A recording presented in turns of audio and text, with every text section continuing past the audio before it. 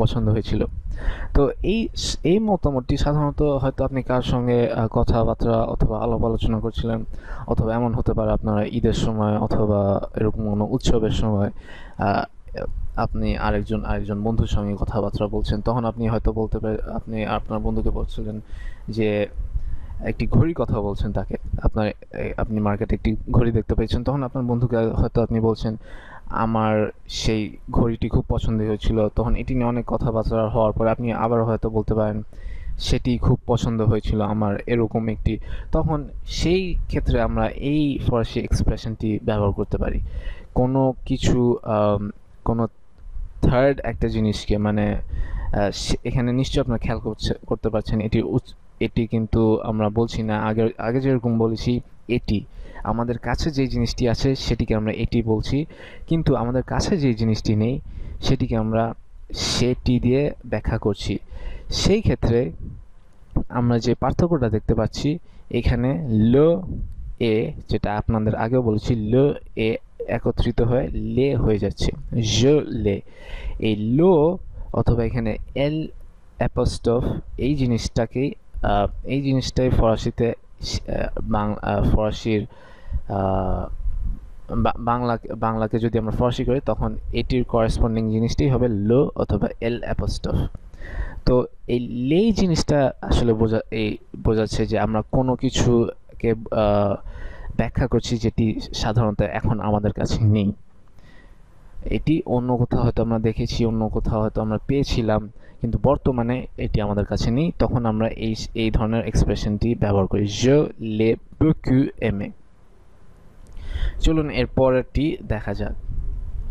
এরপরটি হলো c'est incroyable, c'est incroyable, c'est incroyable। এটি একটু হয়তো আপনাদের জন্য শক্ত অথবা একটু কঠিন হবে, তখন এই জন্য আমি আরেকবার আপনাদের জন্য উচ্চারণ করছি। Set, set incroyable। এই বে আর এল এই দুটি একসাথে উচ্চারণ হবে। আপনারা বাংলাতে হয়তো যুক্তাক্ষর দেখেছেন, যুক্তাক্ষরের উচ্চারণটি অনেকটা এই ফরাসি উচ্চারণের মতনই। যুক্তাক্ষরে যেটা আমরা করি তো সেটি হলো দুটি শব্দ একসাথে সংযুক্ত থাকে, আর সেই সংযুক্ত থাকা শব্দ দুটি একসাথে উচ্চারিত হয়। যেমন এখানে আপনারা বাংলাতে সংযুক্ত দুটো কনসোনেন্ট অথবা অক্ষর খুঁজে পাচ্ছেন, সেটি হলো ন আর দ, পছন্দ। তো আমরা যখন সেটিকে উচ্চারণ করি তখন আমরা একসাথে বলি পছন্দ। সেরকম এখানেও সেট incroyable, সেট incroyable। এই বে আর এলটা একসাথে উচ্চারিত হয়ে যাচ্ছে কারণ শেষের কনসোনেন্ট ওটা সাইলেন্ট থাকছে। এই সাইলেন্ট থাকার ফলে বে এবং এল দুটি একসাথে উচ্চারণ হয়ে যাবে। আপনাদের সুবিধার্থে আমি আরেকবার এটি উচ্চারণ করছি, সেট incroyable। এটি আসলে মানে আপনি যদি কোনো কিছু দেখে খুব চমকায় যান অথবা এমন কিছু একটা দেখলেন, নেগেটিভ কোনো কিছু একটা দেখলেন অথবা নেগেটিভ একটা কোনো কিছু শুনলেন,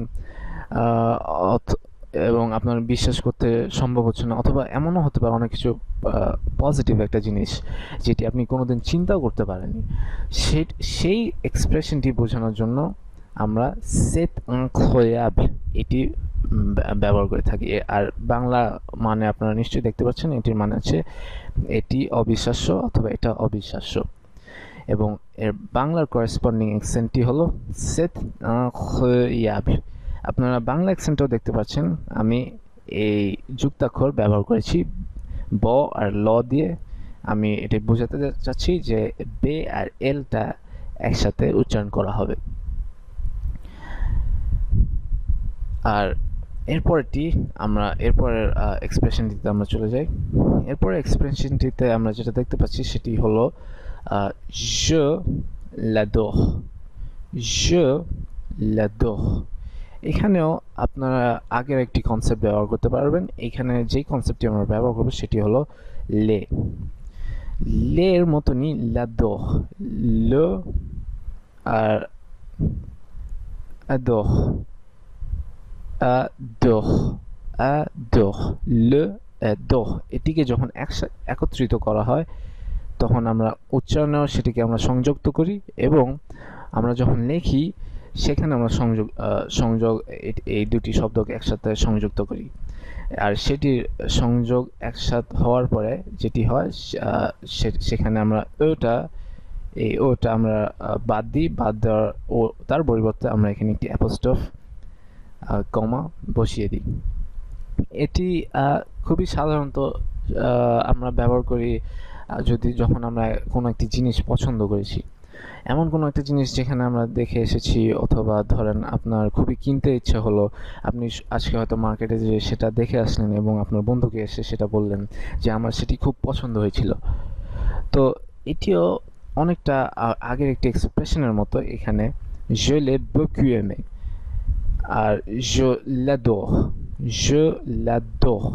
adore মানে হচ্ছে লাইক করা এরকম কোনো কিছু। আর এটির পার্থক্য হলো adore অনেক সময় আমরা এটি মানুষের ক্ষেত্রে ব্যবহার করতে adore আমরা যখন আমরা বলি I like you তখনও আমরা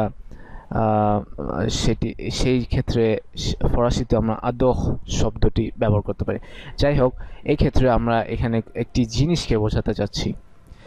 আর এই বাংলার অর্থটি আপনারা দেখতে পাচ্ছেন, এই জিনিসটি আমার খুব পছন্দ হয়েছে। এটি আপনি হয়তো একটি জিনিস দেখলেন অথবা জিনিস দেখে আসলেন, তখন সেই জিনিসটিকে বোঝানোর জন্য আমরা এখানে লটা ব্যবহার করছি এবং এটি আপনারা বাংলায় হয়তো বাংলার অর্থটি হলো জিনিসটি। লো আসলে বাংলায় আপনারা খুবই করেসপন্ডিং, খুব কাছাকাছি খুব মানে পাবেন না, কিন্তু এটি ইংলিশে আপনারা মানে পাবেন। সেটি ইংলিশে শব্দটি হলো ইট মানে ইট ইজ দ্যাট। আমরা যখন এইভাবে কথা বলি তখন ইট মানে যে কোনো একটি জিনিসকে আমরা বুঝাই। সেরকম ফরাসিতেও এই লো জিনিসটা এইখানে আপাতত এইখানে মানে এই কনটেক্সটে একটি জিনিসকে বোঝানো হচ্ছে। সেই জন্য আমরা বলছি je l'adore। আপনারা নিশ্চয়ই খেয়াল করলেন এখানে এক পর্যন্ত উচ্চারণ করা হলো, এখানে টা আর উচ্চারণ করা হলো না। আর এর বাংলা কাছাকাছি অ্যাকসেন্টটি হলো je l'adore। এরপরের শব্দটি হলো c'est très grand, c'est très grand, c'est très grand। এটি এই এক্সপ্রেশনটি আপনারা ইংলিশেও খুঁজে পাবেন। যখন মানুষ কোনো কিছু দেখে উচ্ছ্বাসিত হয় অথবা কোনো সুখবর শুনে উচ্ছ্বাসিত হয় অথবা আনন্দিত হয়, তখন বলে দ্যাটস গ্রেট। মানে ধরুন আপনি একটি কাজে খুবই সফলকাম হয়েছেন এবং আপনার বন্ধুকে অথবা কোনো